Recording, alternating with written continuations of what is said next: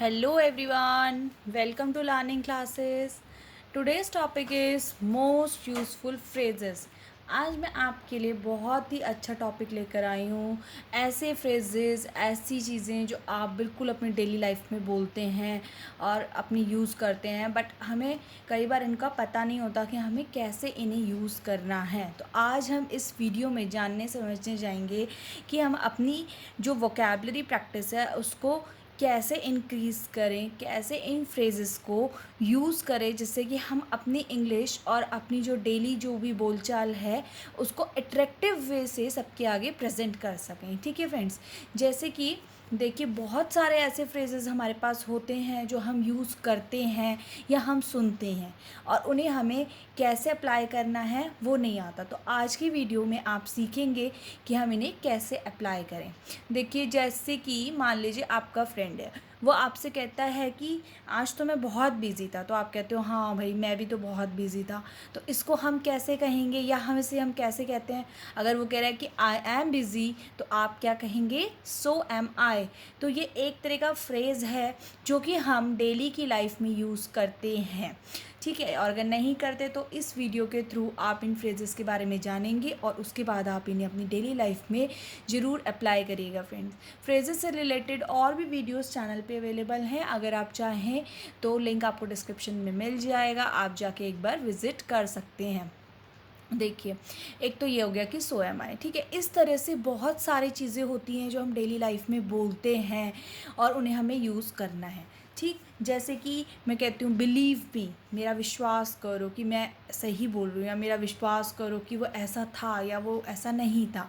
तो उस केस में मैं बोलती हूँ कि believe me I was scared, मैं डर गई थी, सच में मेरा भरोसा करो।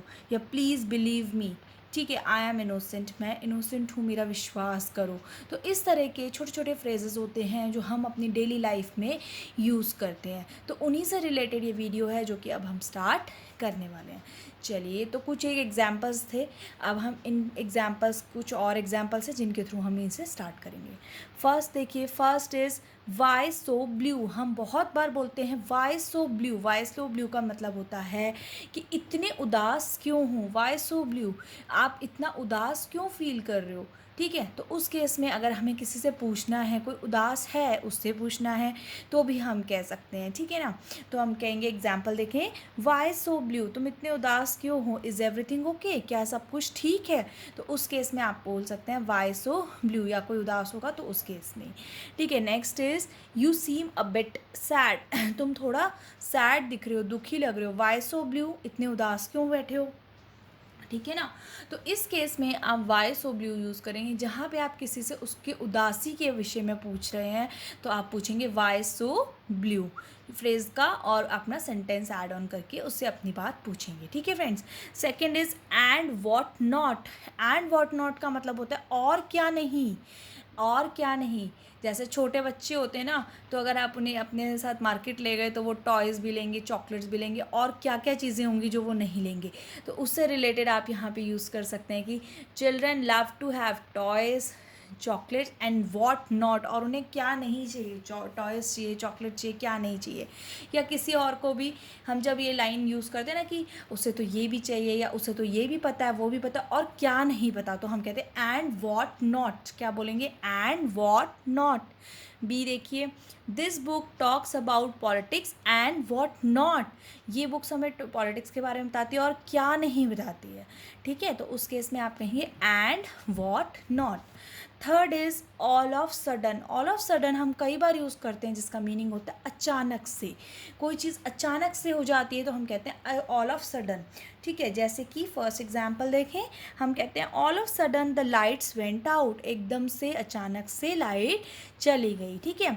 B is all of sudden the market opens, एकदम ही अचानक से जो मार्केट थी वो ओपन हो गई। ठीक है, all of sudden the rain has started, और रेन स्टार्ट हो गई तो हम कहेंगे कि रेन स्टार्ट हो गई।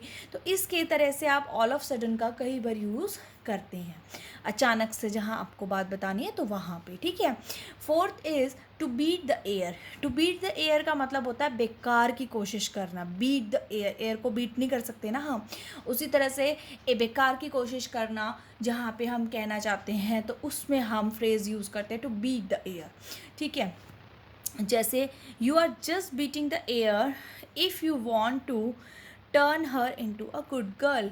आप इसमें अपनी बेकार कोशिश कर रहे हैं अगर आप चाहते हो कि आप उसको एक गुड गर्ल बनाओ, ठीक है, अच्छी लड़की, तो उस केस में वो कह रहे हैं कि आप बेकार कोशिश कर रहे हो, उसके साथ लाख कोशिश करना भी बेकार है, ठीक है। या कोई बहुत अनोइंग है तो हम कह सकते हैं कि ही इज़ सो अनोइंग, उससे बात करना बिल्कुल क्या है, टू बीट द एयर, ठीक है। तो वहाँ पे या कोई भी ऐसी चीज़ जहाँ आपको लगता है कि कितनी भी हम कोशिश कर लें लेकिन वो चीज़ होनी नहीं है या बेकार है, तो आप कहेंगे to beat the air phrase, ठीक।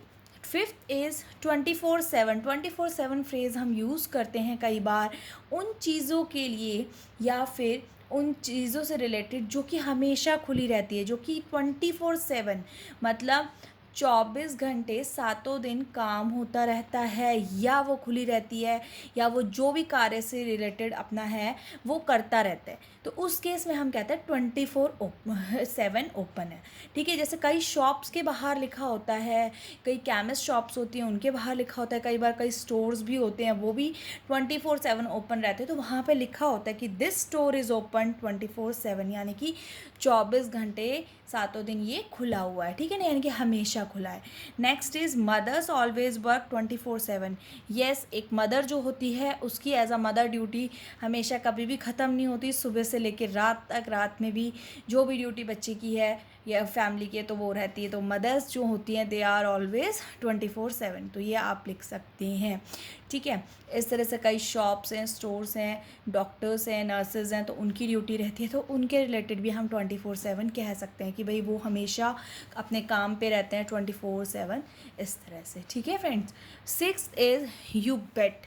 यू बेट हम कहते हैं जब मैं किसी चीज़ के लिए कहती हूँ कि भाई ये काम तो मैंने पक्का करना ही है, फॉर श्योर, बिल्कुल श्योरिटी जो लेवल है ना मेरा बहुत ज़्यादा होता है इसमें कि हाँ भाई करना ही, फॉर श्योर, ठीक है। यू बेट का होता है जहाँ पे आपको लगता है कि पक्का मैं इस काम को करूँगा या करूँगी, तो उस केस में हम कहते हैं यू बेट, करना ही है मैंने ये काम, ठीक है। जैसे you bet she could cook, she was just on it, तुमने बिल्कुल कहा था श्योरली कि वो कुक कर रही होगी तो कर, she was just on it, ठीक है, जहाँ पे बिल्कुल आपको श्योरिटी है कि हाँ होना है। Next is which horse did you bet on, किस हॉर्स पे आपने पक्का पक्का बेट किया हुआ है, तो उस केस में आप यू बेट ऑन भी कह सकते हैं, ठीक है। यू बेट का मतलब होता है फॉर श्योर, ठीक। Seventh is messed up. Messed up क्या होता है, मेस्ड अप होता है जब कोई चीज़ गड़बड़ होती है, ठीक है। जैसे कि रूम अगर मेस्ड अप है तो हम कहते हैं that room is messed up, ठीक है। गड़बड़ मतलब बिल्कुल फैला हुआ है, उस केस में भी कहते हैं, और वैसे गड़बड़ के केस में भी कहते हैं कि कोई चीज़ अगर गड़बड़ हमसे हो गई या किसी से हो गई तो कहते हैं। जैसे I have really messed up this time, मैंने इस बार सच में सब कुछ मेसअप कर दिया, यानी कि गड़बड़ी कर दी। That will mess up the whole analysis, ये जो है पूरे एनालिसिस को गड़बड़ कर देगा, मेस अप कर देगा, ठीक है, तो उस केस में हम कहेंगे messed up. Okay friends. Eighth is take it easy. Take it easy होता है जब हम कोई चीज़ कहते हैं कि आसानी से कर लेते हैं या आराम से कर लो, बहुत ध्यानपूर्वक करो, आसानी से करो, मतलब बहुत ज़्यादा उसके लिए वो नहीं हो, घबराओ नहीं, ठीक है, परेशान मत हो, तो टेक इट ईजी हम बोलते हैं, ठीक है। परेशान मत हो, घबराओ मत, आराम से कर लो। तो इसके एग्जाम्पल देखिए, take it easy, don't panic. एक तो यही हो सकता है कि आराम से करो, पैनिक मत हो, घबराना मत इस चीज़ के लिए, ठीक है। Next is you should take it easy, तुम्हें टेक इट ईजी यानी कि आराम से करना चाहिए, ठीक है। या फिर किसी को हम कहते हैं ना कि आराम से शांतिपूर्वक, तो उस केस में आप कहेंगे take it easy phrase use करेंगे, ठीक। Ninth is as if. As if क्या होता है जब हम कहते हैं जैसे कि, ठीक है, जैसे कि ये हो जाता या जैसे कि ऐसा था वैसा था, तो उस केस में आप एज इफ़ यूज़ करते हैं फ्रेज। जैसे कि it seemed as if the day would never end, ऐसा लग रहा है जैसे कि दिन जो है वो एंड ही नहीं होने वाला, ठीक है। कई बार होता है ना दिन बहुत लंबा लगता है, तो उस केस में हम कहते हैं इट सीम्ड एज इफ, जैसे कि the day would never and, कि डे कभी ख़त्म ही नहीं हो रहा है। ठीक। Last is for sure. For sure तो हम बहुत यूज़ करते हैं फ्रेज़। क्या होता है फॉर श्योर फ्रेंड? पक्का, हाँ मैं करने वाली हूँ उस चीज़ को, यस फॉर श्योर मैं करूँगी इस चीज़ को, या मैंने करना है, तो उस केस में भी आप फॉर श्योर कहते हैं। जैसे कि it's going to be a good day for sure, ये जो है एक अच्छा दिन होने वाला है फॉर श्योर, पक्के से ये दिन जो है बहुत अच्छा होने वाला है। Hopefully friend most useful phrases से रिलेटेड ये जो 10 फ्रेजेस थे ये आपको पसंद आए होंगे। पसंद आए तो वीडियो को लाइक करें, शेयर करें, चैनल लर्निंग क्लासेस को सब्सक्राइब करें और इससे रिलेटेड और भी वीडियोस को चैनल में जाके विज़िट करें। Thank you.